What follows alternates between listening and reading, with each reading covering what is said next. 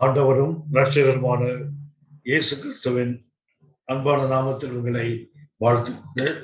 மறுபடியும் உங்களோடு இணைவதற்கு கர்த்தர் பாராட்டின கிருபைக்காக நான் கர்த்தருக்கு நன்றி செலுத்துகிறேன். இந்த வேத பாடத்தின் வழியாக நாம் ஒருவர்கள் சந்திக்கவும் தேவனுடைய வார்த்தையை நாம் பகிர்ந்து கொள்ளவும் கர்த்தர் நமக்கு கொடுத்திருக்கிற நல்ல வாய்ப்புக்காக நான் தேவனை துதிக்கிறேன். நாம் ஜெபிப்போம். பரிசுத்த பிதாவே, இந்த கிருபை நிறைந்த வேளைக்குள் எங்களை அழைத்து கொண்டு வர தேவனை சித்தம் கொண்டபடியினால் நாங்கள் உமக்கு நன்றி செலுத்துகிறோம். இந்த நாளிலும் இந்த வேதபாட வகுப்பில் இணைகிற ஒவ்வொரு தேவனுடைய பிள்ளைகளையும் தேவனுடைய கிருபையின் கரங்களினாலே மேன்மைப்படுத்தி நடத்தும்படியாய் ஒப்புக் கொடுக்கிறோம்ப்பா. நல்ல ஆண்டவரே, கற்றுக்கொள்ளவும் தேரவும் உங்க நாமத்தின் மகிமைக்காக உங்க ராஜ்யத்தின் விரிவாக்கத்துக்காக ஒவ்வொருவரும் பயன்படவும் தேவனை கிருபை பாராட்ட ஒப்பு கொடுக்கிறோம். எங்களை அர்ப்பணிக்கிறோம். கிருபையா எங்களை நடத்துங்க. உங்க நாமம் எல்லா விதத்திலும் எங்கள் மூலமாக மகிமைப்பட அர்ப்பணிக்கிறோம். எங்கள் ஆண்டவர் இயேசுவின் மூலம் பிதாவே, ஆமென், ஆமென். ஆண்டவராக இயேசு நாமத்தினாலே அன்போடு உங்களை வாழ்த்துகிறேன். நாம் யூதா நிருபம் 6ஆம் வசனத்தை கவனித்துக் கொண்டிருக்கிறோம். யூதா நிருபம் 5, 6, 7 வசனங்கள்ல விசுவாச துரோகத்துக்கு விசுவாச துரோகம் செய்த 3 உதாரணங்களை ஆவியானவர் சுட்டி காட்டுவதை 5ஆம் வசனம், 6ஆம் வசனம், 7ஆம் வசனம், இந்த 3 வசனத்திலும் நாம் கவனிக்கிறோம். யூதா நிருபமே விசுவாச துரோகத்துக்கு எதிராக போராட வேண்டிய அவசியத்தை உணர்த்துவதுதான் இந்த நிருபத்தின் மைய கருத்து. இந்த மைய கருத்தில் அவர் ஏற்கனவே நடந்து முடிந்த நாம் அறிந்திருக்கிற 3 எடுத்துக்காட்டுகளை சுட்டிக்காட்டுகிறார். ஒன்று, அவர் தம்முடைய ஜனங்களை, தேவனுடைய ஜனங்களாய் இருந்த இஸ்ரவேலரை எகிப்திலிருந்து அவர் விடுவித்து அழைத்து கொண்டு வந்து அவர்களை 40 ஆண்டுகள் வனாந்தரத்தை நடத்தியும் விசுவாசியாதவர்களை அடிக்க நேரிட்டதை பற்றி யூதா 5ஆம் வசனம் சொல்லுகிறது. 6ஆம் வசனத்தில் தூதர்களை பற்றி சொல்லுகிறார். இந்த தூதர்கள் தங்கள் ஆதி மேன்மையை காத்துக் கொள்ளாதபடியினால, விசுவாச துரோகம் செய்தபடியினால அவர்கள் அழிவுக்காக, அந்த நெற்றி நியாய தீர்ப்புக்காக வைக்கப்பட்டதை வேதம் சுட்டி காட்டுகிறது. 7ஆம் வசனத்தில் சோதோம் குமார பட்டணத்தில் நடந்த அந்த நிகழ்ச்சியை கருத்து சுட்டி காட்டுகிறார்கள். அவர்கள் அந்நிய மாம்சத்தை தொடர்ந்து அவர்களுடைய பாவத்தினால் அது அழிக்கப்பட்டதை குறித்து வேதம் சுட்டி காட்டுகிறது. ஆகவே 3 உதாரணங்கள். ஒன்று, அவர் தெரிந்து கொண்டவர்கள். 2வது, அவரோடு இருந்த தூதர்கள். 3வதாக சோதோம் குமாரா அந்நிய தேசத்தை சார்ந்தவர்கள். 3 எடுத்துக்காட்டை சுட்டி காட்டுகிறார். விசுவாச துரோகத்தினால் வருகின்ற விளைவு குறித்து கர்த்தர் இந்த 3 உதாரணங்களை எழுதி வைத்திருக்கிறார். இதில் நாம் அந்த 2வது அந்த எடுத்துக்காட்டை கவனித்துக் கொண்டிருக்கிறோம்.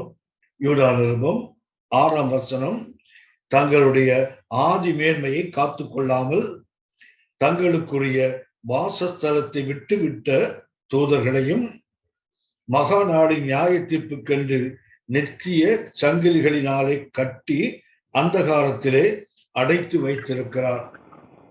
இதிலே நாம் பாவம் செய்த அந்த தூதர்களை குறித்து நாம் வாசிக்கிறோம். இதில் நாம் ஒரு கருத்தை ஏற்கனவே கவனித்திருக்கிறோம். தூதர்களுடைய ஆதி மேன்மை, அவர்களிருந்து அந்த ஆதி மேன்மை என்ன என்பதை குறித்து நாம் ஏற்கனவே கவனித்திருக்கிறோம்.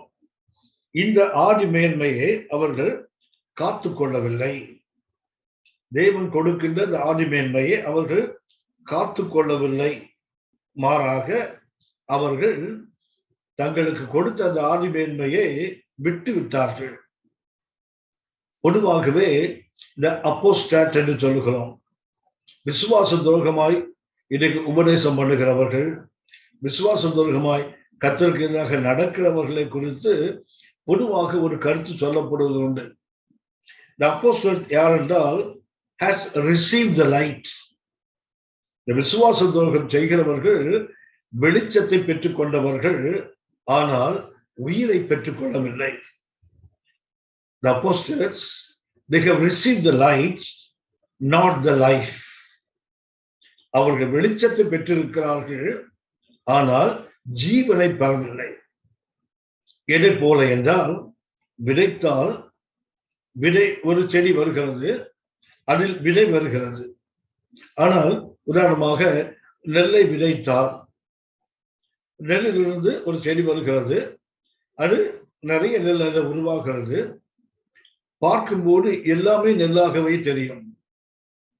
ஆனால் அதை அறுவடை செய்து அதை போரடிக்கும் போதுதான், இன்னும் சொல்ல போனா தூற்றுக்கூடையில் அது வரும்போதுதான், அதை தூற்றும் போது மணிகளை விட்டு பலர்கள் தூரத்திலே பறந்து போகும். எதற்கென்றால் வேலும் சுட்டி காட்டுகிறது, அவர்கள் சுட்டரிக்கப்படுவதற்கு. மணிக்கும் பலருக்கும் உருவத்தில் பார்த்தால் ஒன்றாகவே இருக்கும். இந்த பதர் விதையின் உருவத்தை பெற்றுக் கொண்டது, ஆனால் உயிரை பெறவில்லை. உள்ள ஒண்ணும் இல்ல, வெறும் பதர். மணியை போலத்தான் இருக்கும் பார்க்கும்போது. தூற்றுக்கூடையில் வந்து அது தூற்றும் போதுதான் எது தூற்றுகிறவன் பாடுகளுக்கு அருகே விழுகிறதோ, எது அவனை விட்டு பறந்து போகிறதோ, அப்போதுதான் தெரியும் உருவம் ஒன்றாகத்தான் இருந்தது, ஆனால் உயிர் இல்லை. இதுதான் மணிக்கும் பதருக்கும் உள்ள வித்தியாசம். இதுதான் விசுவாசத்தோடு சொல்லும் போது, they have received the light, not received the life. ஜீவனை பெறவில்லை, ஆனால் வெளிச்சத்தை பெற்றிருக்கிறார்கள். அதாவது வேத வசனம், எழுதப்பட்ட வேத வசனத்தின் வெளிச்சம் அங்கே கொஞ்சம் இங்கு கொஞ்சம் அவர்களுக்கு கிடைத்திருக்கிறது. அவர்களுக்கு கிடைத்தது, அவர்கள் சொல்ல போனா they received some degree of written word. They have received some degree of written word. எழுதப்பட்ட அந்த வார்த்தையினுடைய ஒரு சில பகுதிகளில் அவர்களுக்கு ஒரு வெளிச்சம் கிடைத்திருக்கிறது. ஆனால் அவர்கள் இந்த உயிருள்ள வார்த்தை, அது ரிட்டன் வேர்டோட ஒரு சில டிகிரிஸ் அவங்களுக்கு வெளிச்சம் கிடைத்திருக்கிறது. ஆனால் வாழுகின்ற வார்த்தை, லிவிங் வேர்ட், அது கிரைஸ்ட், அந்த இயேசுவை அவர்கள் பெற்றுக்கொள்ளவில்லை. வசனத்தின் வெளிச்சத்தை அங்கே கொஞ்சம் இங்கே கொஞ்சம் பெற்றுக்கொண்டவர்கள், அது எழுதப்பட்ட வார்த்தை. ஆனால் உயிருள்ள வார்த்தை ஆண்டவர் இயேசு. இயேசுவை பெற்றுக் கொண்டிருந்தால், இயேசுவை முழுமையாக பெற்றுக் கொண்டிருந்தால், அவர்கள் அந்த எழுதப்பட்ட வார்த்தையினுடைய வெளிச்சத்தை பெற்றதற்கு இன்னும் மேன்மையாக எழுதியிருக்க முடியும். ஆனால் அவர்கள் எழுதப்பட்ட வார்த்தையினுடைய சில அளவுகள் வெளிச்சத்தை பெற்றார்கள். அந்த ரிட்டன் வேர்டோட வெளிச்சம் அவர்களுக்கு வந்தது. ஆனால் அந்த லிவிங் வேர்ட், அவருடைய வெளிச்சம் அவங்களுக்குள்ள வரல.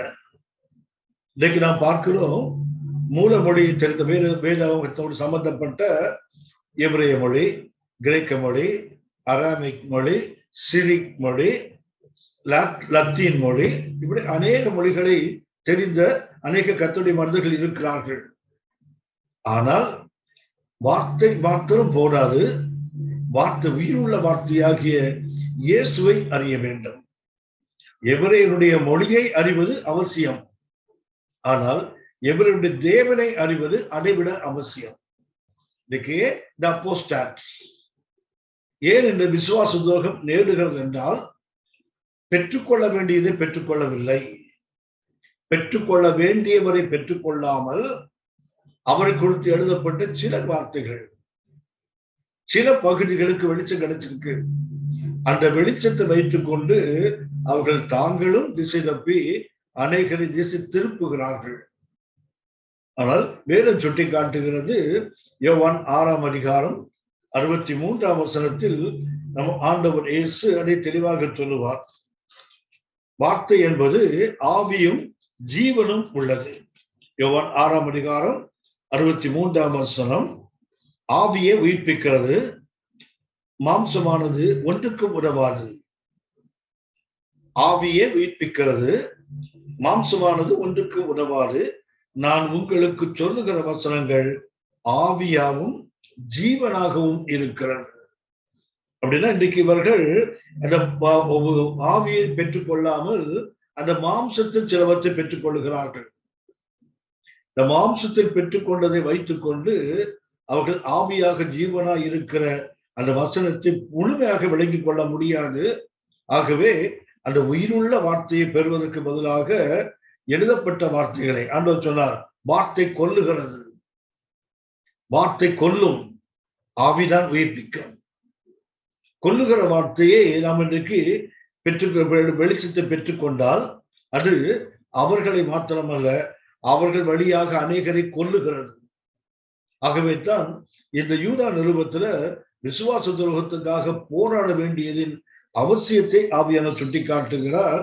இந்த விசுவாச துரோகம் வரும்போது அவர்கள் வாழ்க்கையில் வருகின்ற விளைவுகளை சுட்டி காட்டுவதற்குத்தான் யூதா 5ஆம் வசனத்தில் தேவன் தமது ஜனமாகி இஸ்ரவேலை அவர்களை எகிப்திலிருந்து புறப்பட பண்ணினார், அவளை ரட்சித்தார். ஆனால் விசுவாசிக்காதவர்களையோ அழித்தார் என்று வேதம் சொல்லுகிறது. இரண்டாவதாக அவருடைய தூதர்களை பற்றி வேதம் சுட்டி காட்டுகிறது. இது எப்படி இருக்குது அப்படின்னா, நாம் அப்போஸ்தலர் நடபடிகள் 8ஆம் அதிகாரம் 13 முதல் 23 வரை உள்ள வசனங்களில், அப்போஸ்தலர் நடபடிகள் 8ஆம் அதிகாரம் 13 முதல் 23 வசனங்களில் சமாரியாவில் எழுப்புதல் வருகிறது. பிலிப்பி என்ற சுவிசேஷகனை கர்த்தர் அனுப்பி ஒரு எழுப்புதலை உண்டாக்குகிறார். அதிலே அந்த பட்டணத்திலே மிகுந்த சந்தோஷம் உண்டாகிறது. அநேகர் கர்த்தரை ஏற்றுக்கொள்கிறார்கள். அதுல மந்திரவாதியாக இருந்த சீமோன் என்பவரும் ஏற்றுக்கொள்கிறார். 13ஆம் வசனத்தில் வாசிக்கிறோம், அப்பொழுது சீமோனும் விசுவாசித்து ஞானஸ்நானம் பெற்று பிலிப்புவை பற்றி கொண்டு அவனால் நடந்த அடையாளங்களையும் பெரிய அற்புதங்களையும் கண்டு பிரமித்தான், ஆச்சரியப்படுகிறான். ஏன்னா அவன் அந்த மந்திர சக்தியினால் ஜனங்களுக்கு நடுவே சில அற்புதங்கள் அடையாளங்களை செய்து ஜனங்களை பிரமிக்க பண்ணி கொண்டிருந்தவன், பிறரை பிரமிக்க பண்ணி கொண்டிருந்தவன் பிலிப்புவை கொண்டு கர்த்தர் செய்கிற அடையாளங்கள் அற்புதங்களை பார்க்கும்போது பிரமித்து போகிறான்.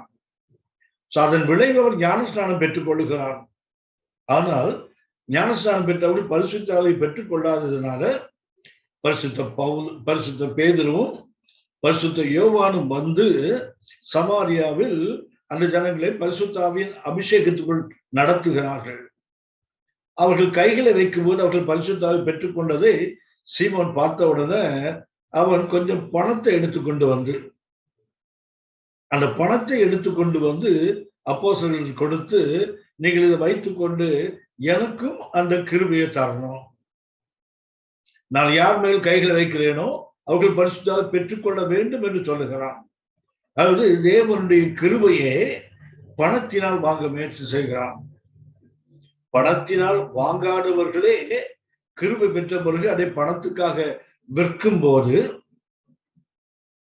வேதம் சுட்டி காட்டுகிறது, சத்தியத்தை வாங்கு, சத்தியத்தை விற்காதே. சத்தியத்தை வாங்கு என்றால் அந்த சத்தியத்தை தேவனிடத்திலிருந்து மாத்திரம்தான் வாங்க முடியும். அது ஒரு கடைச்சரக்கு அல்ல இங்கிருந்து வாங்குவதற்கு.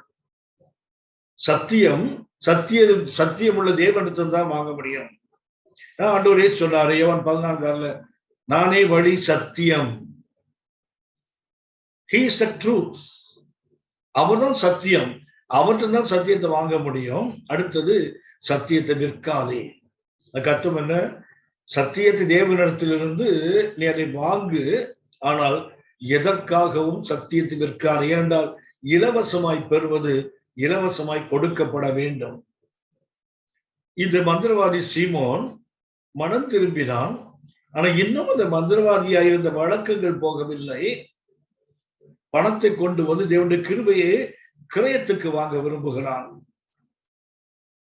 கிரயத்துக்கு வாங்கினால் கிரயத்துக்கு அதை விற்பான் திரும்ப. பரிசுத்த பேதுரு அன்னைக்கு அவனே சொல்கிறார், உன்னோட உன் பணமும் நாசமாய் போக கடவுது. அப்போ அவன் சொல்ற, ஐயோ எனக்கு இப்படிப்பட்டவர்கள் நேராதபடி எனக்காக வேண்டிக் கொள்ளுங்கள் என்று அவன் ஜெபிப்பதை அப்போஸ்தலர் 8ஆம் அதிகாரம் 24ஆம் வசனத்தில் நாம் அதை வாசிக்கிறோம். அப்படியானால் இன்றைக்கு கொஞ்சம் வெளிச்சத்தை பெற்ற உடனே அவர்கள் அந்த ஜீவனை பெற்றுக் கொள்ளாமல், வார்த்தையின் ஜீவனாக இயேசுவை பெற்றுக் கொள்ளாமல் அந்த கொஞ்சம் வெளிச்சத்தை வைத்துக் கொண்டு தாங்கள் திசை திரும்பி பிறரையும் திசை திருப்புகிறார்கள். இப்படிப்பட்ட விசுவாச துரோகத்துக்கு எதிராக போராட வேண்டியது சபையின் அவசியம் என்று ஆவியானவர் சுட்டிக்காட்டுகிறார். யூதா 6ஆம் வசனத்தில் நாம் கவனிக்கின்ற ஒன்று, தூதர்களை குறித்து வாசிக்கிறோம். இந்த தூதர்கள் தங்கள் ஆதி மேன்மையை விட்டு விட்டவர்கள் என்று வேதம் சுட்டிக்காட்டுகிறது. தூதர்களை பார்த்தால், தூதர்களை வேதத்தில் 2 விதமான தூதர்களை நாம் பார்க்கிறோம். ஒன்று உண்மையுள்ள தூதர்கள், அடுத்தது விழுந்து போன தூதர்கள். தூதர்கள் கூட்டத்துல 2 கூட்டத்தை பார்க்கிறோம். ஒன்று உண்மையுள்ள தூதர்கள், ஃபெய்த்ஃபுல் ஏஞ்சல்ஸ். அடுத்தது ஃபாலன் ஏஞ்சல். ஒன்று ஃபெய்த்ஃபுல் ஏஞ்சல், மற்றொன்று ஃபாலன் ஏஞ்சல். ஒன்று தேவனோடு நிரந்தரமாக உண்மை உள்ளவர்களாக இருக்கிறவர்கள், மற்றொன்று விழுந்து போன சாத்தானோடு சேர்ந்து விழுந்து போனவர்கள். அடுத்து இந்த விழுந்து போன தூதர்களை 2 விதம் பார்க்கிறோம். விழுந்து போன தூதர்களில் அல்லது அந்த ஃபாலன் ஏஞ்சல்ல, அந்த அன்ஃபெய்த்ஃபுல் ஏஞ்சல்ல 2 கூட்டத்தை பார்க்கிறோம். ஒன்று கட்டப்பட்டவர்கள், மற்றொன்று கட்டப்படாதவர்கள். ஒன்று செயின்டு, மற்றொன்று அன்செயின்டு. தூதர்கள் ஃபெய்த்ஃபுல் ஏஞ்சல், ஃபாலன் ஏஞ்சல். அந்த ஃபாலன் ஏஞ்சல்ல ஒரு கூட்டம் செயின்டு, அது சங்கிலிகளால் கட்டப்பட்ட தூதர்களை பார்க்கிறோம். இன்னொன்று சங்கிலிகளால் கட்டப்படாத அந்த அன்ஃபெய்த்ஃபுல் ஏஞ்சல்ஸையும் வேதம் சுட்டி காட்டுகிறது. யூதா 6ஆம் வசனத்தில் கவனிப்பது, சாத்தானோடு விழுந்தவர்கள், ஆனால் இவர்கள் செயின்டு, கட்டப்பட்டு மகா நாளின் அந்த நித்திய நியாய தீர்ப்பு கண்டு அந்த காலத்தில் அடைத்து வைக்கப்பட்டிருக்கிறவர்களாக யூதா 6ஆம் வசனம் சொல்லுகிறது. அப்படியானால் இவர்களுடைய பாவம் என்ன? இதுல அந்த அன்செயின்ட் இருக்குது இல்லையா, அதாவது கட்டப்படாத தூதர்கள் இருக்காங்களே, இவர்கள் வேதத்துல நாம் பார்க்கிறோம் தேவ ஜனத்துக்கு விரோதமாக, சபைக்கு விரோதமாக செயல்படுகிறவர்கள். எபேசியர் 6ஆம் அதிகாரம் 12ஆம் வசனத்தில் நாம் இதை வாசிக்கிறோம்.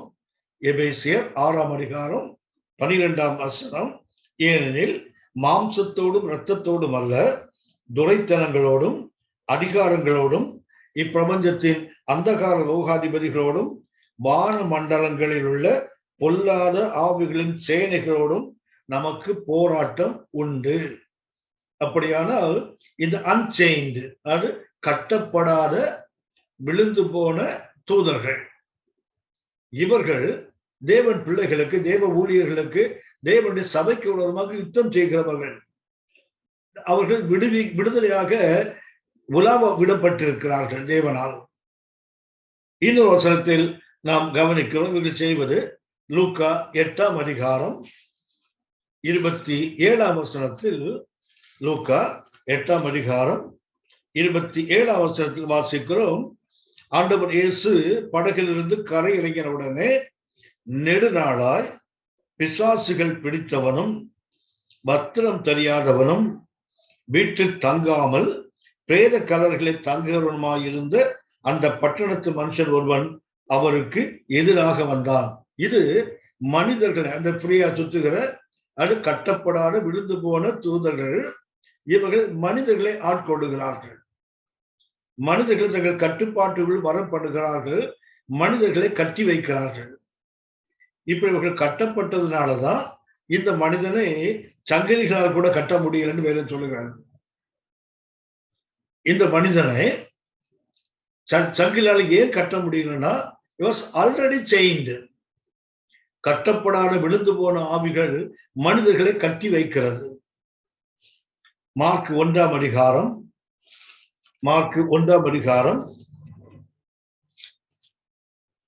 23ஆம் வசனத்தில் வாசிக்கிறோம்.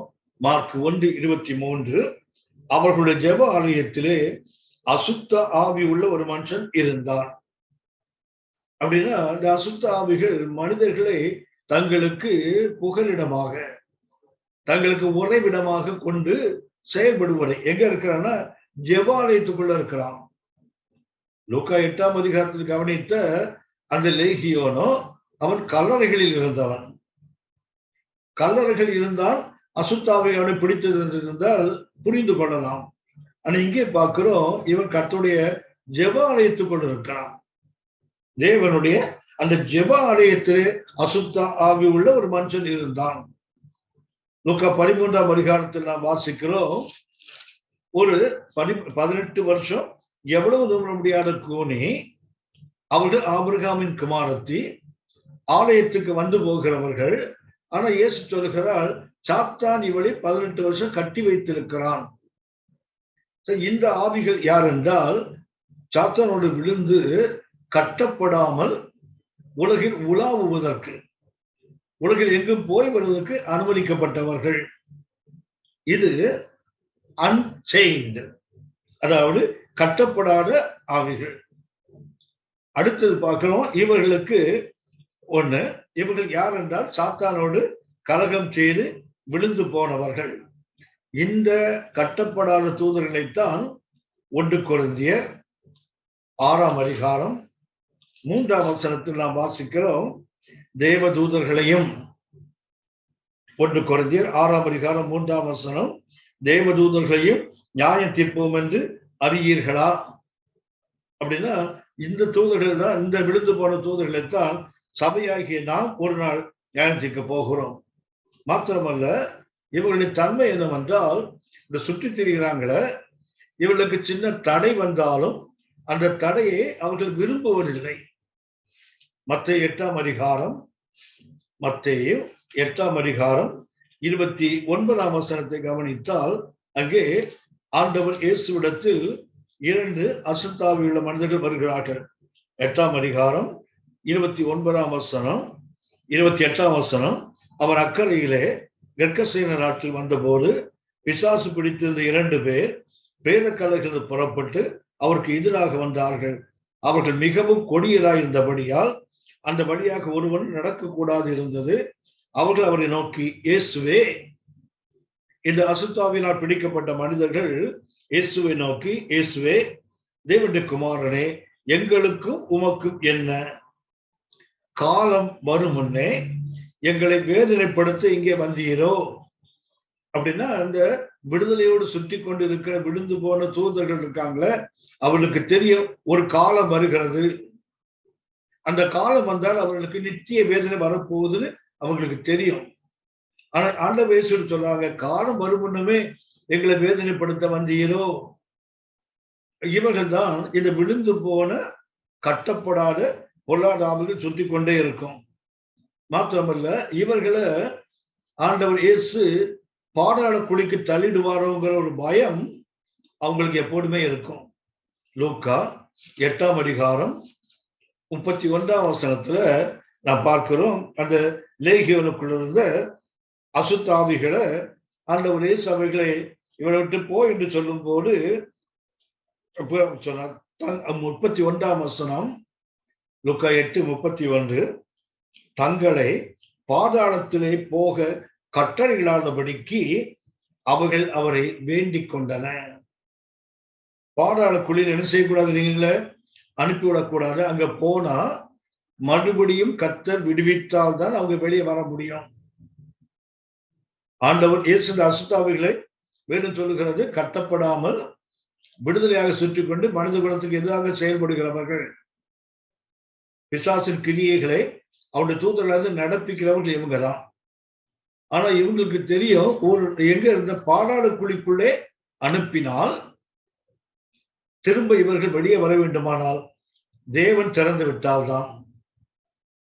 லூக்கா 8:31 பாதாளத்திலே என்று தமிழ்ல இருக்குது, தங்களை பாதாளத்திலே போக கட்டளையிடாதபடிக்கு. அந்த பாதாளம் என்பதற்கு பயன்படுத்துகின்ற ஆங்கிலத்தை பார்த்தீங்கன்னா ஏபிஸ் என்ற வார்த்தை இருக்கும். ஏபிஸ். அந்த கிரேக்க மொழியில அபோசோஸ் அபூசோஸ் என்ற ஒரு வார்த்தை. இந்த அபூசோஸ் என்பது வெளிப்படுத்தின விசேஷம் 9ஆம் அதிகாரம் 1ஆம் வசனத்தில் நாம் இதை வாசிக்கிறோம். அப்போஸ்தலர் வெளிப்படுத்தின விசேஷம் 9ஆம் அதிகாரம் 1ஆம் வசனம், 5ஆம் தூதன் எக்காளம் ஊதினான். அப்பொழுது வானத்திலிருந்து பூமியில் விழுந்த ஒரு நட்சத்திரத்தை கண்டேன். இந்த நட்சத்திரம் என்பது தூதர்களை குறிக்கின்ற வார்த்தை. அவனுக்கு விழுந்தது நட்சத்திரம் போட்டுக்கு அப்புறம் அவனுக்கு என்று எழுதுகிறார் ஆவியானவர். அவனுக்கு பாதாள குழியின் திறவுகோல் கொடுக்கப்பட்டது. இந்த பாதாள குழி தான் அபூசோஸ் கிரேக்க மொழியில், அல்லது ஆங்கிலத்தில் ஏபிஸ். இந்த ஏபிஸ் தான் லூக்கா 8ஆம் அதிகாரம் 31ஆம் வசனத்துல அந்த லேகியோனை பிடித்திருந்த ஆவிகள் சொல்றாங்க, எங்களை பாதாள குழிக்கு அனுப்பிடாதீங்க. ஏனென்றால் அங்கே போனால் திரும்ப அவர்கள் விடுதலோடு வெளியே வர முடியாது. அங்கே அவர்கள் அடைக்கப்பட்டிருப்பார்கள். கர்த்தர் திறந்து விட்டால்தான். வெளிப்பாடு 9:2ஆம் வசனத்தை பார்த்தீங்கன்னா, அவன் பாதாள குழியை திறந்தான். உடனே பெரும் சூளையின் புகையை போல அந்த குழியிலிருந்து புகை எழும்பிற்று. அந்த குழியின் புகையினால் சூரியனும் ஆகாயம் அந்தகாரப்பட்டது. அங்கிருந்து வெற்றி கிளைகளை போல, அசுத்தாவிகள் வெட்டு கிளைகளை போல அங்கிருந்து வந்து மனிதர்களை துன்பப்படுத்துவதற்கு கர்த்தர் அனுமதிக்கிறார். இதை குறித்து நாம் பின்னாடி கவனிப்போம். ஆகவே இந்த விடுதலையோடு இருக்கிற விழுந்து போன தூதர்கள் உலகத்தில் உலாவிக் கொண்டு, உலகை சுற்றி திரிந்து கொண்டு சாத்தானுடைய கிரியைகளை மனிதர்களுக்கு நடப்பிக்கிறவர்கள். இவங்களுக்கு தெரியும், நமக்கு குறிக்கப்பட்ட ஒரு காலம் இருக்கு, அன்றைக்கு நமக்கு வேதனை தான். அடுத்தது நம்மை அடைப்பதற்கு ஒரு இடம் இருக்குது தற்காலிகமாக.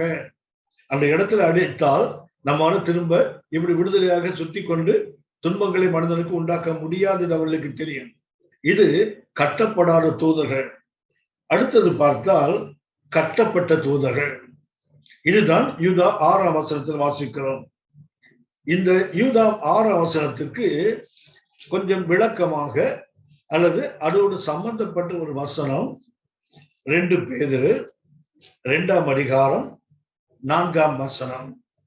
2 பேதுரு 2ஆம் அதிகாரம் 4ஆம் வசனம் வேதம் சுட்டி காட்டுகிறது, பாவம் செய்த தூதர்களை தேவன் தப்ப விடாமல் அந்தகார சங்கிலினாலே கட்டி நரகத்திலே தள்ளி நியாய தீர்ப்புக்கு வைக்கப்பட்டவர்களாக ஒப்பு கொடுத்து. இங்கே இந்த விழுந்து போன தூதர்கள பாவம் செய்த தூதர்களை தேவன் தப்ப விடாமல் அந்தகார சங்கிலிகளினாலே கட்டி நரகத்திலே தள்ளி நியாய தீர்ப்புக்கு வைக்கப்பட்டவர்களாய் ஒப்பு கொடுத்து என்று வாசிக்கிறோம். இந்த வசனத்தில் தூதர்கள் கட்டப்பட்டிருப்பார்கள். விழுந்து போன தூதர்கள் கட்டப்பட்டவர்களாக, இவர்கள் அந்தகாரத்திலே அடைக்கப்பட்டவர்களாக இருப்பார்கள் என்று வேணும் சுட்டி காட்டுகிறது. யூதா 6ஆம் வசனத்தினுடைய இன்னும் ஒரு வசனம், அதுல விளங்கிக் கொள்ளுகின்ற சில கருத்துக்கள் 2 பேதுரு 2ஆம் அதிகாரம் 4ஆம் வசனத்திலும் உண்டு. சரி, இவர்கள் என்ன பாவம் செய்தார்கள்? 2 பேதுரு 2ஆம் அதிகாரம் 4ஆம் வசனத்துல பாவம் செய்த தூதர்கள். இந்த பாவம் செய்த தூதர்களை அடுத்தது 5 முதல் 5ஆம் வசனத்தை பார்த்தீங்கன்னா 2 பேதுரு 5ல இது நோவா காலத்தில் நடந்த அந்த நிகழ்ச்சியை சுட்டி காட்டுகிறார். 2 பேதுரு 2ஆம் அதிகாரம் 6, 7, 8 வசனங்கள்ல வேதம் இது சோதோம் குமாராவுக்கு நடந்த அந்த நிகழ்வை சுட்டி காட்டுகிறார். அதை கவனிக்க வேண்டும். 2 பேதுரு 2ஆம் அதிகாரத்துல 4ஆம் வசனத்துல பாவம் செய்த தூதர்கள். அடுத்தது பூர்வ உலகத்தை தப்ப விடாமல் நோவா பேழையை ஆயத்தம் பண்ணும் போது அங்கே வாழ்ந்த ஜனங்களுக்கு நடந்ததை கர்த்தர் சுட்டி காட்டுகிறார். ஜலப்பிரளயத்தை பற்றி சொல்லுகிறார். அடுத்தது 6, 7, 8 வசனங்கள்ல சோதோம் குமாராவுக்கு வந்த அந்த கவிழ்த்து போடப்பட்ட அந்த அனுபவத்தை சுட்டி காட்டுகிறார். இந்த 3 உதாரணங்களை எதற்கு சுட்டி காட்டுகிறார் என்றால் 2 பேதுரு 2ஆம் அதிகாரம் 1 முதல் 3 வசனங்களை பார்த்தா கள்ள போடுகர்கள், வேதத்தை புரட்டுகிறவர்கள், கள்ள தீர்க்கதரிசிகள் இருந்தாங்க. அடுத்தது அவர்களுடைய 3வது 2ஆம் வசனத்துல அவர்கள் நிமித்தம் சத்திய மார்க்கம் தூஷிக்கப்படும். 3ஆம் வசனத்துல பொருளாசையுடையவர்களாய் தந்திரமான வார்த்தைகளால் உங்களை தங்களுக்கு ஆதாயமாக வசப்படுத்திக் கொள்வார்கள். பூர்வ காலம் முதல் அவர்களுக்கு விதிக்கப்பட்ட ஆக்கினை அயர்ந்திராது, அவர்களுடைய அழிவு உறங்காது. அடுத்த வசனம் பாவம் செய்த தூதர்களை. அப்படியானால் பாவம் செய்த தூதர்கள் பூர்வ உலகம் நோவாவின் காலம், அடுத்தது சோதம் குமாராவுக்கு வந்த அழிவு.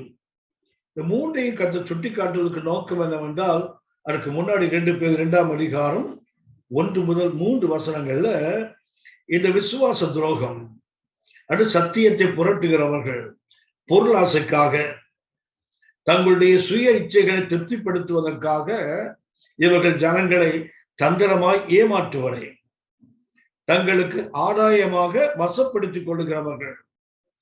பூர்வ காலம் முதல் இவர்களுக்கு விதிக்கப்பட்ட ஆக்கினை அயர்ந்திராது, அவர்களுடைய அழிவு உறங்காது என்று சொல்லிவிட்டு பாவம் செய்த தூதர்களை கொண்டு வருகிறார்.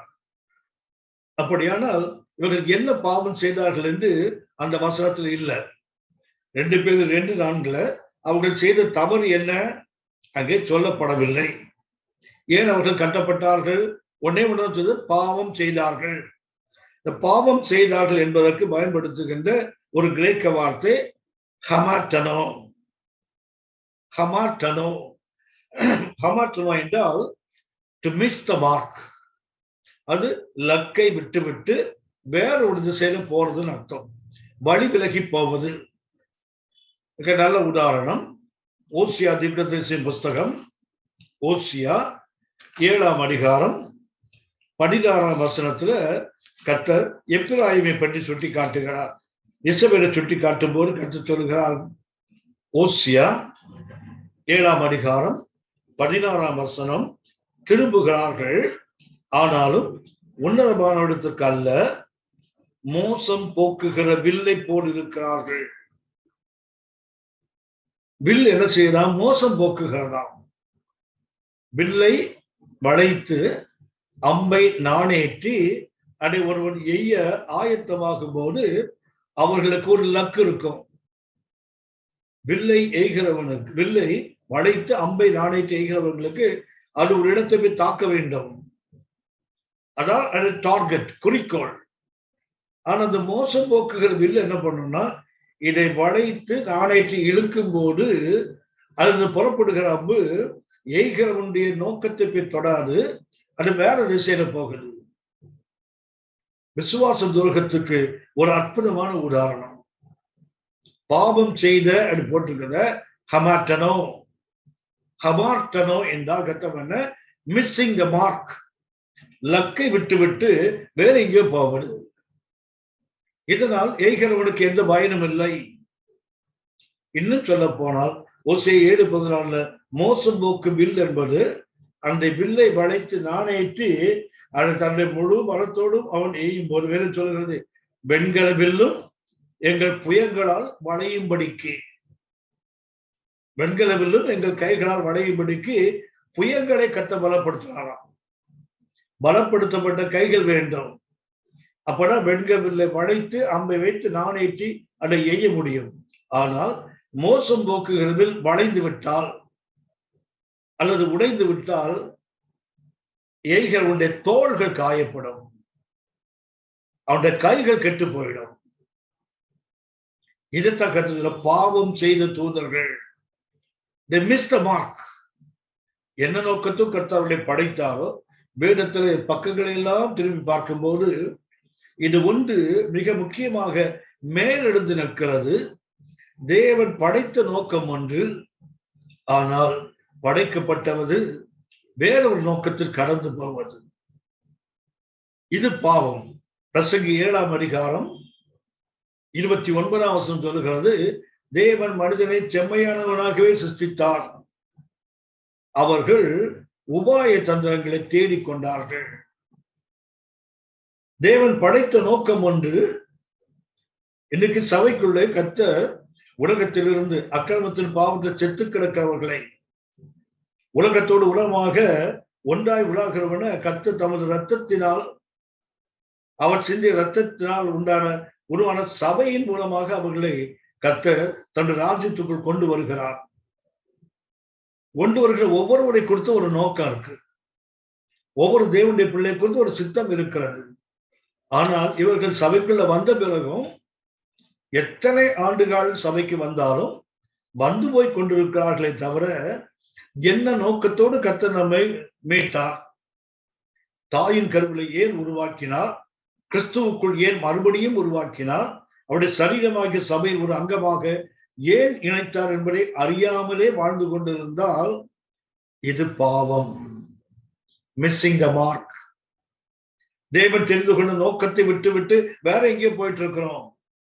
சபைக்கு வருவது கர்த்தர் கொடுக்கிற ஆசீர்வாதங்களை பெற்றுக்கொண்டு போவதற்கு மாத்திரம் அல்ல, ஒவ்வொருவரை குறித்தும் கர்த்தருக்கு ஒரு நோக்கம். அதை அறிந்து கொள்ளாமல் புரிந்து கொள்ளாமல் மனம் போன போக்கிற ஆலயத்துக்கு வருவதும் போவதுமாக இருந்தால், பிரசங்கி சொல்வது போல பரிசுத்த ஸ்தலத்துக்கு போக்கும் வருத்தமாய் இருந்தவர்களை கண்டு அவர்கள் அடக்கம் பண்ணப்பட்டதையும் பார்த்தேன்னு சொல்றாரு. அடக்கம் பண்ணப்படுவார்கள். வந்து போயிட்டு இருந்தா ஆத்துமா செத்து போயிடும். ஆத்துமாவை தேவன் மீட்ட நோக்கம் நிறைவேறாம போயிடும். இது மிக அவசியமாக கவனிக்க வேண்டிய ஒன்று. தூதர்கள் பாவம் செய்த அதே மிஸ்டர் மார்க். அவர்கள் எங்கே போக வேண்டுமோ அங்க போகாம மோசம் போக்கும் வில்லை போல இருந்தார்கள். ஆனால் இந்த பாவம் என்பது லக்கை விட்டு விலகி திரும்பி போனாங்க. 2 பேர் 2:4. என்ன பாவம் என்று ஸ்பெசிபிக்கா குறிப்பிட்டு ஆவியானவர் சொல்லவில்லை. ஆனால் அடுத்து வருகிறது அந்த நிகழ்ச்சிகளை பார்த்தால் அவங்க இப்படியே அவங்களும் செய்திருப்பாங்களோ அப்படி யூகிக்க தோன்றும். 2 பேர் 2ஆம் அதிகாரத்துல பாவம் செய்த தூதர்கள் 5ஆம் வசனத்துல பூர்வ உலகத்தையும் தப்ப விடாமல், 2 பேர் 2:5, பூர்வ உலகத்தையும் தப்ப விடாமல் நீதியை பிரசங்கித்தவனாகிய நோவா முதலாக 8 பேரை காப்பாற்றி அவபக்தி உள்ளவர்கள் நிறைந்த உலகத்தின் மேல் ஜலப்பிரளயத்தை வரப்பண்ணி. அப்படின்னா அந்த பூர்வ காலத்தின் பாவம் என்ன? அவபக்தி. அந்த அவபக்தி என்பதற்கு ஒரு கிரேக்க வார்த்தை பயன்படுத்தப்படுகிறது. அந்த அவபக்தி என்பது ஆசிபஸ் என்ற ஒரு கிரேக்க வார்த்தையை பயன்படுத்துகிறார்கள். அதுக்கு அர்த்தம் என்னவென்றால் மரியாதையற்ற, irreverent, மரியாதை செலுத்த தெரியாத, irreverent. அவங்களுக்கு என்ன தெரியாது? ரெவரண்ட் என்றால் மரியாதை கொடுப்பது. என்ன? irreverent. அவங்களுக்கு என்ன கிடையாது? மரியாதை இல்லாதவர்கள். அந்த பூர்வ காலத்தை குறித்து ஆதியாகமம் 6ஆம் அதிகாரம் 2ஆம் வசனத்தில் நாம் அதை வாசிக்கிறோம். தேவகுமாரர் மனுஷகுமாரத்திகளை அதிக சௌந்தரியம் உள்ளவர்கள் என்று கண்டு அவர்களுக்குள்ளே தங்களுக்கு பெண்களை தெரிந்து கொண்டார். அப்பொழுது கர்த்தர், என் ஆவி என்றைக்கும் மனுஷனுடைய போராடுவதில்லை, அவன் மாம்சம் தானே, அவன் இருக்க போகிற நாட்கள் 120 வருஷம் தானே. மாத்திரமல்ல, தொடர்ந்து வேதம் சொல்லுகிறது 6ஆம் வசனம், ஆதியாகமம் 6:6, தாம் பூமியிலே மனுஷனை உண்டாக்குவதற்காக கர்த்தர் மனஸ்தாபப்பட்டார், இது அவர் இருதயத்துக்கு விசனமாய் இருந்தது. என்ன செய்தார்கள் என்று 2ஆம் வசனத்தில் வாசிக்கிறோம். அதாவது அசுத்தமான ஒரு திருமண உறவு, அன்ஹோலி வெட்லாக். தேவகுமாரர் மனுஷபுத்திரர். இது அநேக யூகங்கள், அநேக கருத்துக்கள், அநேக அபிப்பிராயங்கள். ஆனால் வசனம் சொல்லுது 2 நிலையில் உள்ளவர்கள் திருமணம் செய்றாங்க. ஒன்று sons of God, daughters of men. ஒன்று சன்ஸ் ஆஃப் காட், இன்னொன்று டாட்டர்ஸ் ஆஃப் மென்.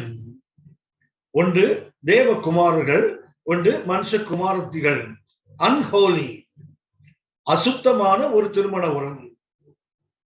இந்த திருமண உறவுக்கு பின்னாடி கருத்து சொல்கிறார், நான் மனிதனை படைத்ததற்காக எனக்கு மனஸ்தாபப்படுகிறேன், அது எனக்கு விசனம்.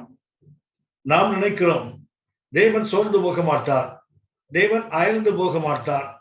எதுன்னு சொன்னா சிருஷ்டிப்பதில் தான், உருவாக்குவதில் தான் தேவன் சோர்ந்து போக மாட்டார், அயர்ந்து போக மாட்டார். ஆனால் தான் சிருஷ்டித்த மனிதன் தவறும் போது அது தேவனை விசனப்படுத்துகிறது, தேவனை மனஸ்தாபப்பட வைக்கிறது. ஏசாயா 40ஆம் அதிகாரம் 31ஆம் வசனத்தில் வாசிக்கிறோம். மன்னிக்க வேண்டும், 28ஆம் வசனம். ஏசாயா 40:28. பூமியின் கடையாந்திரங்களை சிருஷ்டித்த கர்த்தராகிய அனாதி தேவன் சோர்ந்து போவதில்லை.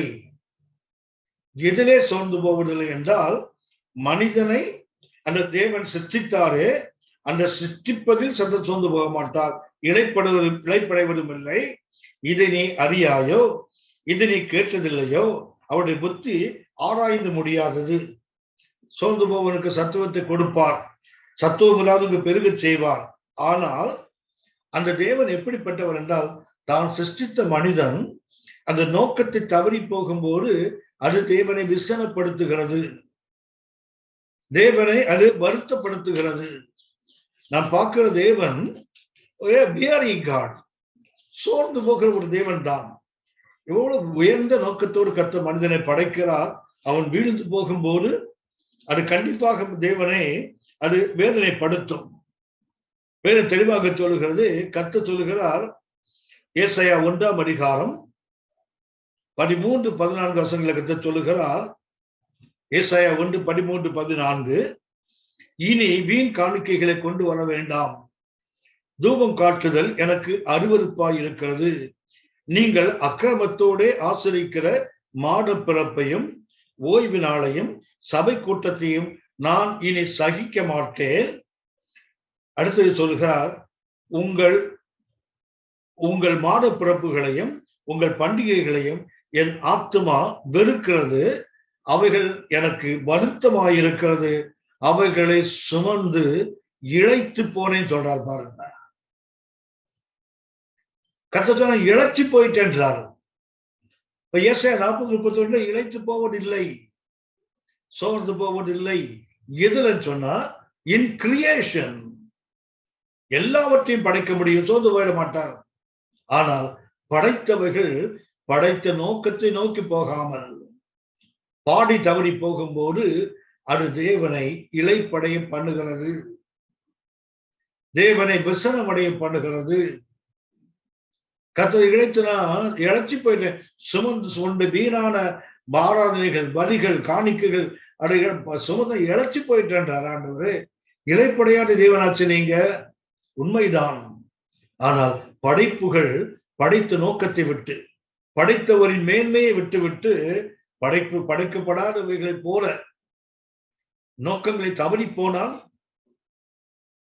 இதுதான் அந்த பூர்வ உலகத்தின் பாவம், நோவின் காலத்தின் பாவம். அதுதான் அதை சுட்டி காட்டும் போது அதுல 6ஆம் அதிகாரம், ஆதியாகமம் 6ஆம் அதிகாரம் 12ஆம் வசனம் கர்த்தர் சொல்லுகிறார், தேவன் பூமியை பார்த்தார், இதோ அது சீர்கெட்டிருந்தது. சீர்கெட்டிருப்பதற்கு ஆங்கிலத்துல ஒரு வார்த்தை டீகே, அழுகி போயிருந்ததா. தேவன் சிருஷ்டித்த உலகம், அந்த பூர்வ உலகம் எப்படி இருந்ததா, அழுகி போயிருந்தது. அடுத்தது, மாம்சமான யாவரும் பூமி மேல் தங்கள் வழிகளை கெடுத்து கொண்டிருந்தார்கள் போட்டிருக்கிற வயலன்ஸ், தீவிரவாதம் அவனுடைய இருந்தது. என்னன்னா கொடுமையான செயல்கள். ஒன்று அழுகி போயிருக்கிறான், இரண்டாவது கொடுமையான செயல்கள். முக்கியமா நோக்கம் என்னவென்றால், அந்த பூர்வ உலகத்தையும் கர்த்தர் ஏன் அது இருக்கிறான்னு சொன்னா, அது சீர்கெட்டு போய் வன்முறைகள் நிறைந்த ஒரு உலகமா மாறி போச்சு. தேவன் படைத்த நோக்கம் ஒன்று, ஆனால் அவர்கள் செயல்படுவது மற்றொன்று. இதைத்தான் கர்த்தர் சுட்டி காட்டுகிறார். அந்த தூதர்கள் என்ன பாவம் செய்தார்கள் என்று 2 பேதுரு 2ஆம் அதிகாரம் 4ஆம் வசனத்தில் சொல்லவில்லை. ஆனால் வேறு சுட்டி காட்டுகிறது. அடுத்து கர்த்தர் சொல்லுகிறார், இது நோவா வாழ்ந்த பூர்வ உலகம். அந்த பூர்வ உலகம் அது அழுகி போயிற்று. அந்த பூர்வ உலகம் வன்முறைகளால் நிறைந்து போயிற்று. ஆகவே மனுஷன் முதல் எல்லா ஜீவன்களையும் நான் நிக்கிரகம் பண்ண போகிறேன். டோட்டல் டிஸ்ட்ரக்ஷன், நிக்கிரகம் பண்ண போகிறேன். கதை சொல்வதற்கு காரணம் அதுதான். அடுத்த உடனே நான் சுட்டி கவனிக்கிறோம். அடுத்தது சோதோமனுடைய அக்கிரமம். 2 பேதுரு 2ஆம் அதிகாரம் 4ஆம் வசனத்துல சோதோமின் அக்கிரமத்தை குறித்து வாசிக்கிறோம். அந்த அக்கிரமம் தெளிவாகவே கர்த்தர் சொல்லுகிறார். அவங்க செய்த அக்கிரமம் என்ன? சோதோம் கொமோரா என்னும் பட்டணங்களையும் சாம்பலாக்கி கவிழ்த்து போட்டு ஆக்கினைக்குள்ளாக தீர்த்து பிற்காலத்தில் அவபக்தியாய் நடப்பவர்களுக்கு அவைகளை திருஷ்டாந்தமாக வைத்து, அடுத்தது அக்கிரமக்காரருக்குள் வாசமாயிருக்கையில் அவர்களுடைய காம விகார நடக்கை. இவட சோதோமின் அக்கிரமம் என்ன? காம விகார நடக்கை. அடுத்தது நாள்தோறும் அவர்களுடைய அக்கிரம கிரியைகளை கண்டு கேட்டு நீதி உள்ள தன்னுடைய இருதயத்தில் பாதிக்கப்பட்ட நீதிமானாகிய லோத்தை அவர் ரட்சித்திருக்க. அப்படின்னா சோதோமின் அக்கிரமம் என்ன? காம விகாரம். பயன்படுத்துகின்ற வார்த்தை காம விகாரம். இந்த காம விகாரத்துக்கு பயன்படுத்துகின்ற கிரேக்க வார்த்தை ஆசல்கியா. ஆசல்கியா என்ற ஒரு கிரேக்க வார்த்தை. காம விகாரம், அதுக்கு அர்த்தம் என்ன? அன்பிரிடில் லஸ்ட், கடிவாளம் இடப்படாத, கட்டுப்பாடுகளுக்குள் இல்லாத ஒரு காம இச்சை, காம விகாரம். ஏனென்றால் 10ஆம் வசனத்தை 2 பேர் 2:10 வாசிக்கிறோம். விசேஷமாக அசுத்த இச்சையோட மாம்சத்துக்கு ஏற்றபடி நடந்து கர்த்தத்துவத்தை அசட்டை பண்ணுகிறவர்களை அப்படி செய்வார். 2 பேர் 2ஆம் அதிகாரம் 4ஆம் வசனத்துல பாவம் செய்த தூதர்கள், அதாவது யூதா நிருபம் 6ஆம் வசனத்தினுடைய இன்னும் ஒரு வசனம். அவர்கள் பாவம் செய்தார்கள். என்ன பாவம்? முதல்ல வேதம் சுட்டி காட்டுகிறது இந்த கள்ள போதகர்கள். என்ன வாசிக்கிறோம்? கள்ள தீர்க்கதரிசிகள்.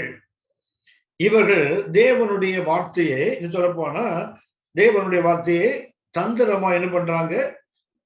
விசுவாச துரோகத்துக்காக ஜனங்களை திசை திருப்புகிறார்கள். இதற்கு தங்கள் சுய இச்சைகளை தீர்ப்பதற்கு இவர்களுக்கு அழிவு உலக தோற்றம் முதலே ஆயத்தமாக்கப்பட்டிருக்கிறது. பூர்வ காலம் முதல். மாத்திரமல்ல, அந்த அழிவு உறங்காது, கண்டிப்பா வரும். இதை சொல்லிவிட்டு பாவம் செய்த தூதர்கள். அப்படின்றது பாவம் செய்த தூதர்களுடைய பாவம் என்ன? அவர்கள் பாவம் என்றால் நான் சொன்னேன் ஹமாட்டனோ என்ற ஒரு கிரேக்க வார்த்தை.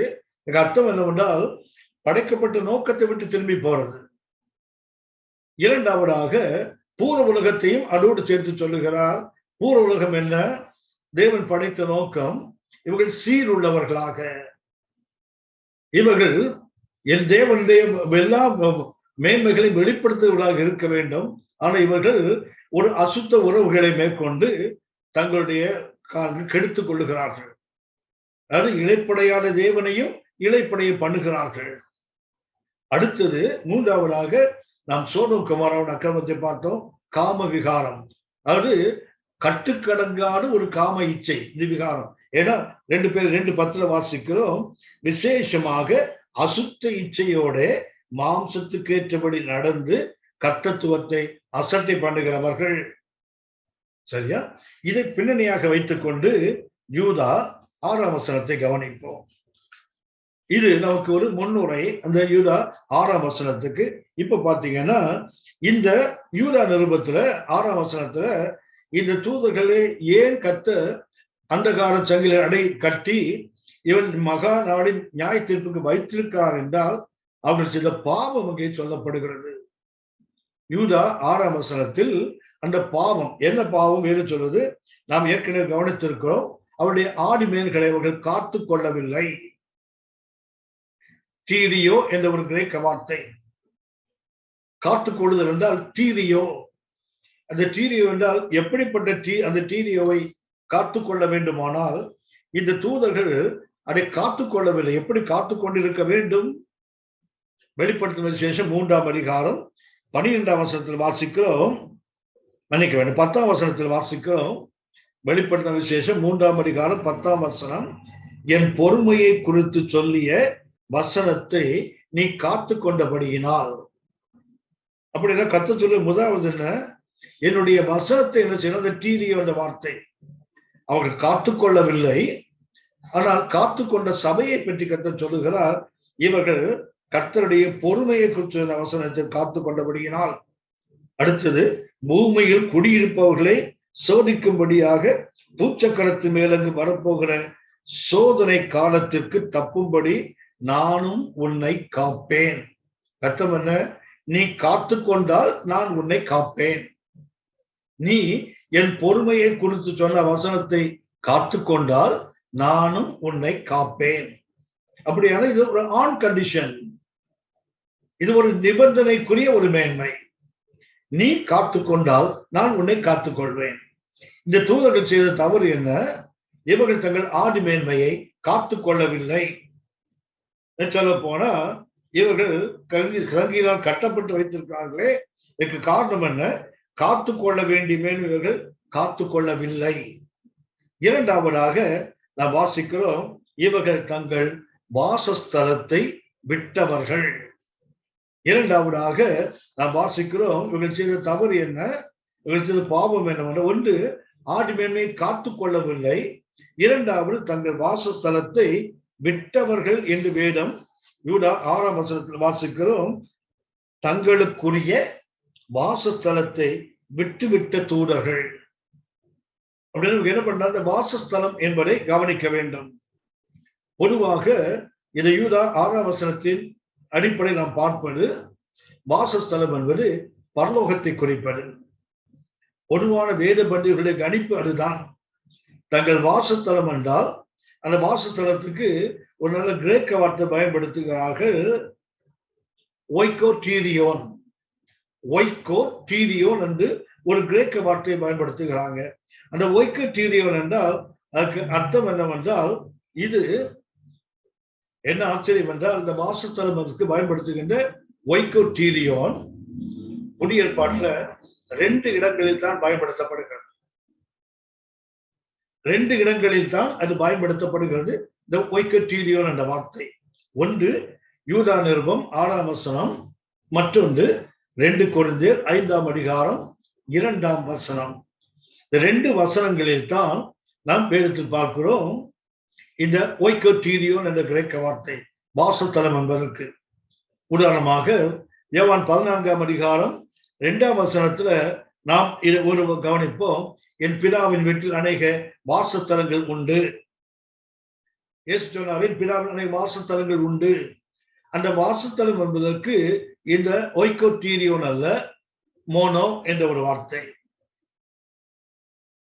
கவனிங்கள், யோவான் 14:2 சொல்லப்பட்ட வாசஸ்தலத்துக்கு மோனே, மோனே என்ற கிரேக்க வார்த்தை. மோனே என்பது மேன்ஷன், ஒரு மாளிகை. மேன்ஷன் ஒரு மாளிகை சொல்ல போனா டுவெல்லிங் பிளேஸ், வசிக்கின்ற இடம். ஆனால் யூதா 6ஆம் வசனத்துல வாசிக்கிற அந்த வாசஸ்தலமும் 2 கொரிந்தியர் 5ஆம் அதிகாரம் 2ஆம் வாசிக்கிற அந்த ஒய்கோடீரியோனுக்கு இங்கே பார்த்தால் அவர்கள் வாழுகின்ற இடம் அது பரலோகம். ஏன்னா வேறு சொல்றது, தங்களுக்கு உரிய வாசஸ்தலத்தை விட்ட தூதர்கள், அது பரலோகம். இன்னொன்னு மறுரூபம் அடைந்த, மரித்து உயிர்த்தெழுகின்ற அந்த சரீரத்துக்கும் 2 கொரிந்தியர் 5:2 ஒய்கோடீரியோன் தான். ஒய்கோடீரியோன் என்பது 2 கருத்தை சொல்லிட்டு, தங்களுக்குரிய வாசஸ்தலம் என்றால், ஒன்று அவர்களுக்கு உரியதாக இருந்த பரலோகத்தை அவர்கள் விட்டார்கள். அடுத்தது அவர்களுக்கு உயிர்த்தெழுந்த ஒரு சரீரம். ஆண்டவர் இயேசு சொன்னாரே, பரலோகத்தில் என்ன கிடையாது, கொள்வனை கொடுப்பனை இல்லை, எல்லாரும் யாரை போல இருப்பாங்க, தூதர்களை போல. அப்படின்னா தூதர்களுடைய சரீரம் எப்படிப்பட்ட சரீரம், உயிர்த்தெழுந்த ஒரு சரீரத்தை போன்ற ஒரு சரீரம். அடைவிட்டவர்கள். 2 கருத்தில் இதை பார்க்கலாம். ஒன்று அவர்களை வாசஸ்தலமாகிய பரலோகத்தை விட்டவர்கள். இரண்டாவதாக அவர்கள் தங்களுக்குரிய அந்த பரலோக மேன்மையான அந்த சரீரத்தை விட்டவர்கள். 2 கருத்தை இதில் நாம் காக்கலாம். இந்த ஒன்றை நாம் கவனிக்கிறோம், விட்டுவிட்டனா கர்த்தர் அதை எடுக்கவில்லை. தங்களுக்குரிய வாசஸ்தலத்தை விட்டு விட்டேன் இருக்குதுங்களா, they left. அவர்கள் தான் விட்டார்களே தவிர கர்த்தர் எடுக்கவில்லை. கர்த்தருடைய பெரிய கிருபை என்னவென்றால், கர்த்தர் ஒன்றை கொடுத்தால் அவர் எடுப்பதில்லை, நாம் தான் தொலைக்கிறோம். ரூபனை பார்த்தால், ரூபன் யாக்கோபினுடைய சேஷ்ட புத்திரன், யாக்கோபினுடைய மேன்மை. ஆனால் அவன் தன்னுடைய சேஷ்ட புத்திரத்தை விட்டதினாலே, 1 நாளாகமும் 5ஆம் அதிகாரம் 1ஆம் வசனத்துல வாசிக்கிறோம், அவன் சேஷ்ட புத்திரனாய் இருந்தும், ரூபன் சேஷ்ட புத்திரனாய் இருந்தும் அவன் தன் தகப்பனுடைய மஞ்சத்தை தீட்டுப்படுத்தினபடியினால் அவனுடைய சேஷ்ட புத்திரம் யோசேப்புக்கு கொடுக்கப்பட்டது வேறு சொல்றது. அப்படியானால் கர்த்தர் சேஷ்ட புத்திரத்தை ரூபனிலிருந்து எடுக்கவில்லை, மாறாக ரூபன் அதை தொலைத்தான், விட்டு விட்டான். அதே போல ஏசாவை பார்க்கிறோம், அவன் தான் சேஷ்ட புத்திரன். ஆனால் அவன் அதை அசட்டை பண்ணின போது யாக்கோபு அவனிலிருந்து பறிக்க முடியவில்லை. இவன் அசட்டை பண்ணின போது அது யாக்கோபுக்கு வருகிறது. வேறு முழுவதும் பார்த்தால் யூதாஸ் ஒரு மேன்மேல் இடத்தை பெற்றவர் தான். ஆனால் அது மத்தியாவுக்கு போனதற்கு காரணம் என்னவென்றால், அவர் அந்த விட்டவன். வேதம் முழுங்கி பார்த்தாலும் தேவன் எடுப்பதில்லை, நாம் தான் விடுகிறோம். அதே போல பார்த்தா இந்த தூதர்கள் தங்களுக்குரிய வாசஸ்தலத்தை விட்டு விட்டவர்கள். தேவன் எடுக்கவில்லை, அவர்களாகவே விட்டுக் கொண்டவர்கள். ஒன்று, அவர்கள் காத்து கொள்ளவில்லை. அடுத்தது, தங்கள் வாசஸ்தலம் மகிமையானது. ஒன்று, அவர்கள் வசிக்கின்ற பரலோகம். இன்னொன்று, அங்கே இருக்கின்ற ஒரு மகிமையான ஒரு சரீரம். அதை அவர்கள் அசட்டை பண்ணி இருக்கிறாங்க, வேறு ஏதோ ஒரு நோக்கத்துக்காக. அடுத்து வேற சுட்டி காட்டுகிறது, தேவன் அதை எடுக்கவில்லை, அவர்கள் தான் அதை விட்டுவிட்டார்கள். வருகை தாமடித்தால் நாம் இந்த வசனத்தை தொடர்ந்து அடுத்த வகுப்புல கவனிப்போம். இப்போது நாம் ஜெபிப்போம். கண்ணை மூடுவோம், கர்த்தரை பார்ப்போம், ஜெபிப்போம். எனக்கு அன்பான தேவனுடைய பிள்ளையே, இந்த தூதர்கள் தங்கள் ஆடி மேன்மையை விட்டு, ஆடி மேன்மையை இவர்கள் அசட்டை பண்ணி தங்களுக்குரிய வாசஸ்தலத்தை, தங்களுடையதாக இருந்த அந்த வாசஸ்தலத்தை இதை விட்டு விட்டவர்கள். சோ விழுந்தவர்கள், விழுந்த தூதர்கள். அடுத்தது கட்டப்பட்ட தூதர்கள். இவர்களைத்தான் விசுவாச துரோகத்துக்கு உதாரணமாக ஆவியானவர் காட்டுகிறார்.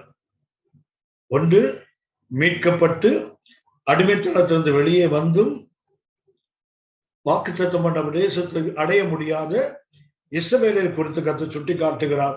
விசுவாச துரோகத்தின் விளைவு. இரண்டாவதாக, ஆதிமேன்மையை பெற்றும் அவர்களுக்கென்று ஒரு அற்புதமான வாசஸ்தலம் இருந்தும் அதை விட்டுவிட்ட தூதர்கள். அவர்கள் அந்தகால சங்கிலியினால் கட்டப்பட்டு மகா நாளின் நியாய தீர்ப்புக்காக வைக்கப்பட்டிருக்கிறார்கள் என்று வேதம் சுட்டி காட்டுகிறது. விசுவாச துரோகத்தை குறித்து மிகுந்த எச்சரிக்கையாக இருப்போம். 2 பேர் 2ஆம் அதிகாரம் அந்த 1 முதல் 10 வசனங்களை கவனித்த நோக்கம் அதுதான்.